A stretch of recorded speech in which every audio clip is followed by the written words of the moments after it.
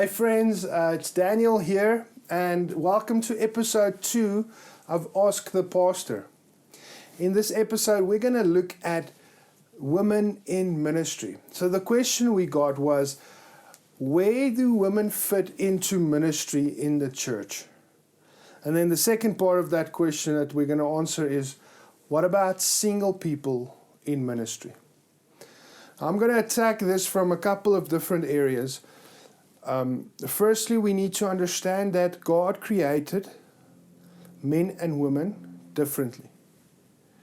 That the differences do not make men or women more valuable than the other. And this is a big principle you need to understand.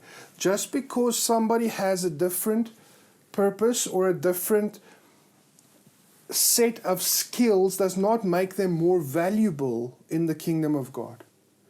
As a matter of fact, Jesus said, whoever does the least of these will be the greatest in the kingdom. And Jesus says that the kids are the most valuable thing in the kingdom. So our purpose or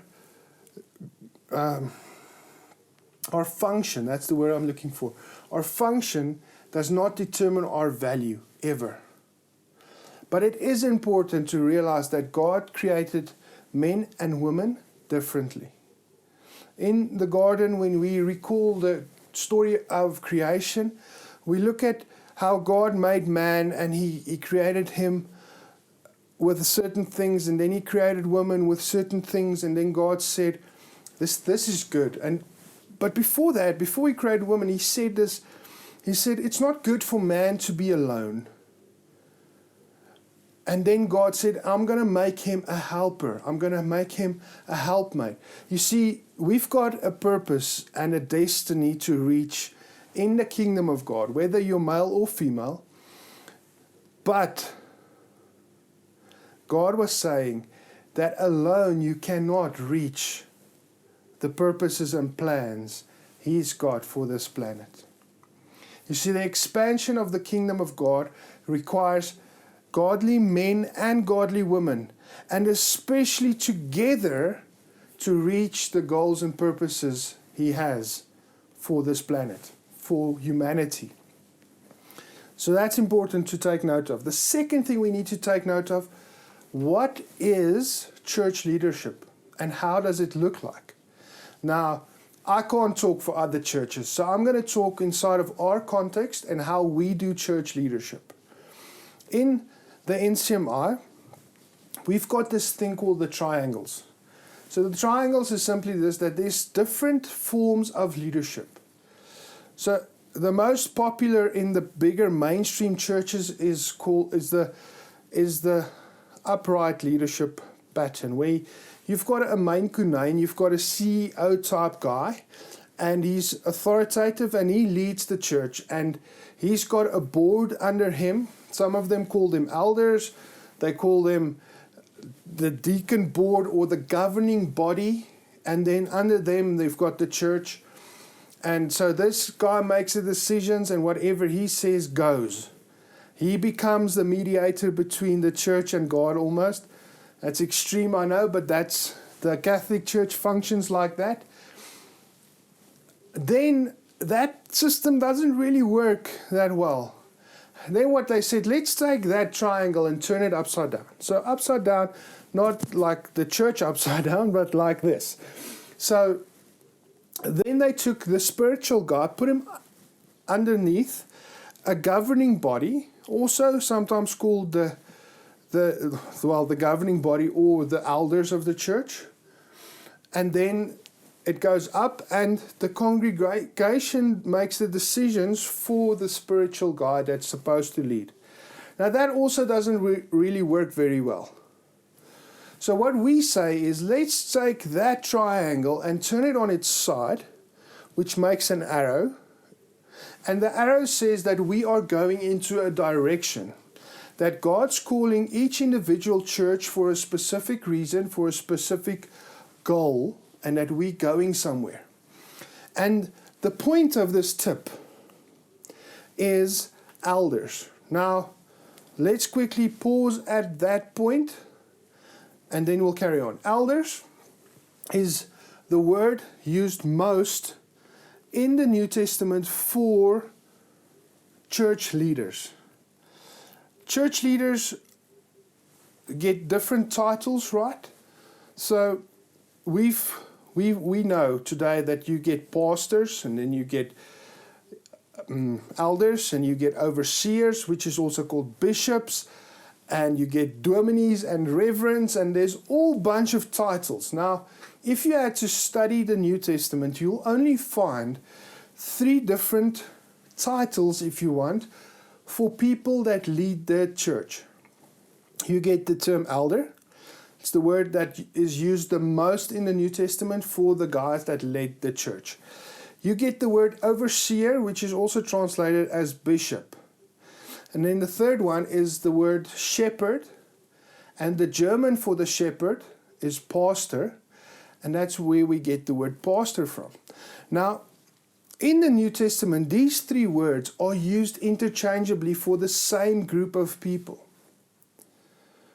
So I would say that we shouldn't separate those 3 words and make it different groups of people, but it's one group of people. So the point of the triangle would be those 3 people, but it's the same group of people. We call our church leaders, the guys walking in front, the point of the triangle we call elders, because that's the term used the most. It's not elders in the sense of traditional churches. It's not the governing body. These guys are the pastors or the domines of the church. They have a spiritual calling that God's called them to work for Him in the church, in the local church, as the guys that lead God's people. The other thing that's very important, you only see in the New Testament that these guys worked in teams. So it's not just one main kunijn that leads the church. It's not just one guy that's governing the church. It's a team of elders. All these guys have the same equal authority in the church. Yes, there's going to be one leader, a captain of that team, or a coach in that team that leads that team, which would be your lack of a better word, your lead pastor or head pastor, or however you want to term it. But that team then leads the church.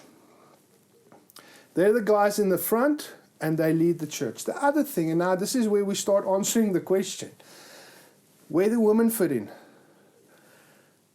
In that team, it's not men only. Mostly, it's married couples that are that function together in that team.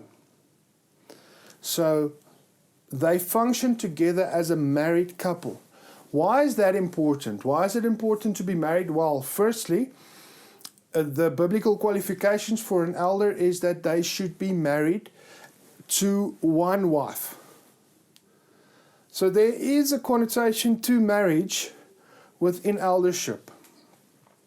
The other question that we got in the same context was, can a single person be an elder? Now, I would say yes and no. From a practical perspective is, who will you minister to? Now, we ordained a single guy when we started the church. And I know he's called, he knows he's called, and he functioned in the church. Guy with great wisdom, a guy with a good life experience, not a young guy, not a young Christian. But here's the catch. Parents would not take direction from him because he's not a parent.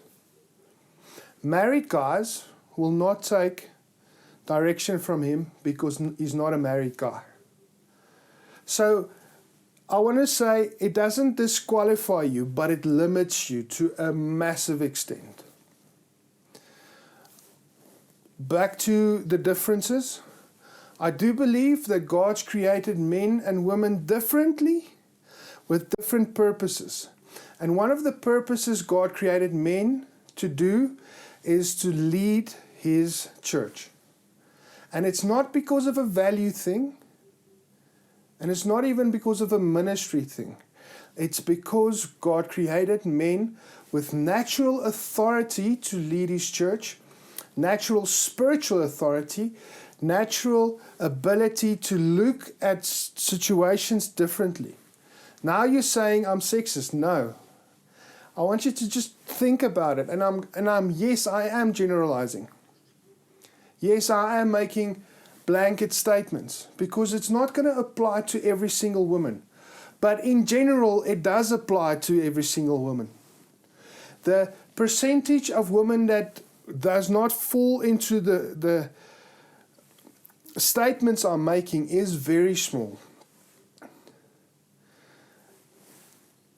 So God's called men to lead the church, but they lead with their wives. So can a woman be an elder? Not alone. Can a woman be an elder with her husband? Yes. Now, before I disqualify all women for ministry by making that statement, I want to talk about the rest of church leadership, the rest of the structure of New Testament church leadership. So we got the point with the elders that lead women with their husbands lead the local church for spiritual, biblical, and practical reasons. The second group would be the deacons. Now, once again, talking from our context, how we see deacons is that deacons lead teams of people in ministry. Now, this is across the whole board, and some of them, it's ladies leading these teams, ladies functioning in these roles. Our worship leader, for instance, is a lady that leads that team. Now, that's hospitality, that's kids ministry, that's teenagers, it's whatever ministry we have that needs leading, that could be either men or women. If it's a home group that's being led, that person leads in the local church. He takes a position of leading. Why we do this is because we don't want the next group of guys thinking that, well, we've got people that's been prayed in to do the job, so I don't have to do anything. That's why we say deacons are guys that lead ministries. So that's the next group, and that is men and women equally. They can function as leaders inside the church. Then it comes to the next point, and this is the next two groups of leadership in the church. Is the saints, which is all of us. Every single person in the local church is called to ministry. If you go read Ephesians chapter 4, you'll see it makes this statement. It says, and the fivefold ministry, which is pastors, prophets, evangelists, teachers, and prophets, they are to equip the local church, equip the saints to do the work of ministry. So, to answer that question in full, can you be in ministry as a woman? Yes. The role of the fivefold ministry is to equip you to function inside the church, inside that ministry.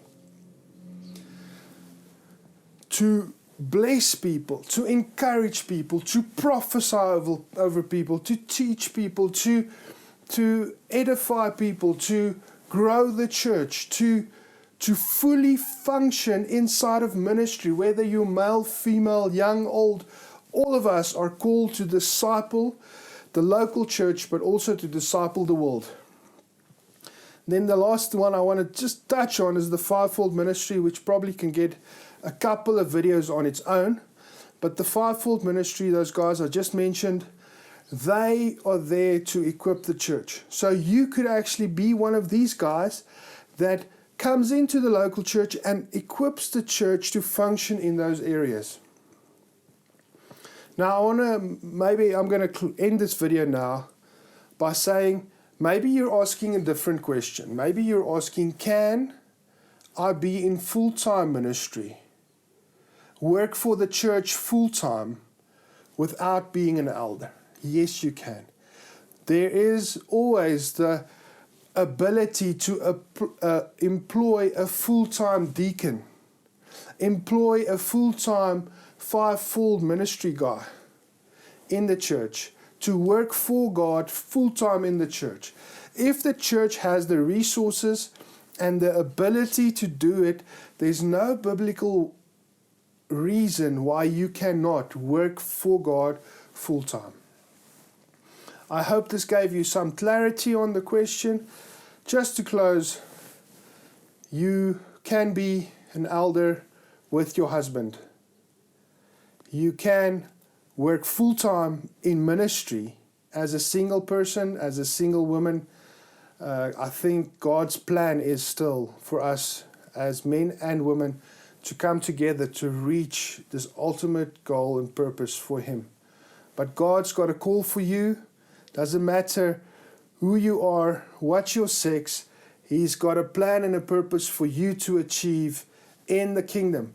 Let's go out and make disciples of everyone we meet. Thanks, guys. This is Ask the Pastor with Daniel. Have a blessed day. Cheers.